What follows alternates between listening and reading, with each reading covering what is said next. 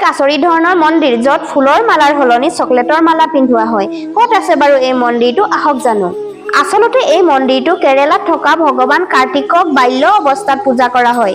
এই মন্দিৰক মাঞ্চ মুৰুগন মন্দিৰ বুলি কোৱা হয়। ভগৱান কাৰ্তিকৰ মাঞ্চ চকলেট ইমান প্ৰিয় কেনেকৈ হ'ল জানো আহক। এবাৰ আজি প্ৰায় 15 বছৰ আগতে এবাৰ এটা সৰু ল'ৰা বহুত বেমাৰ হৈছিল আৰু সেই ল'ৰাটো ৰাতি সপোনতে মুৰুগন ভগৱানৰ নাম মাতিবলৈ ধৰিলে। তাৰ পাছত মাক দেউতাকে সেই ল'ৰাটোক ৰাতিপুৱা মন্দিৰলৈ লৈ গ'ল আৰু ফুলৰ মালা অৰ্পণ কৰিব ক'লে। কিন্তু ল'ৰাটোৱে জিদ ধৰিলে যে মই মাঞ্চ চকলেটহে দিম। তাৰ পিছত ল'ৰাটোৱে মাঞ্চ চকলেট দিলে আৰু ল'ৰাটোৰ বেমাৰ ভাল হ'ল। ভগৱান কাৰ্তিকে মাঞ্চ চকলেট গ্ৰহণ কৰিলে। তাৰ পিছত এই কথা সকলোতে বিয়পি পৰিল। এয়া নিয়ম হৈ পৰিল। কিছুমান ভক্ত ইয়ালৈ আশীৰ্বাদ বিচাৰি আহে, কিছুমানে আকৌ পালাত জুখিবলৈ আহে। মাক দেউতাকে সিহঁতৰ সন্তানক পালাত বহুৱাই জোখে। এফালে মাঞ্চ চকলেট থয় আৰু আনফালে ল'ৰাটো বহুৱায়। ল'ৰাটোৰ যিমান ওজন সিমানেই চকলেট ভগৱানক দিয়ে। সঁচাকৈয়ে নহয়নে বাৰু এয়া আচৰিত মন্দিৰ?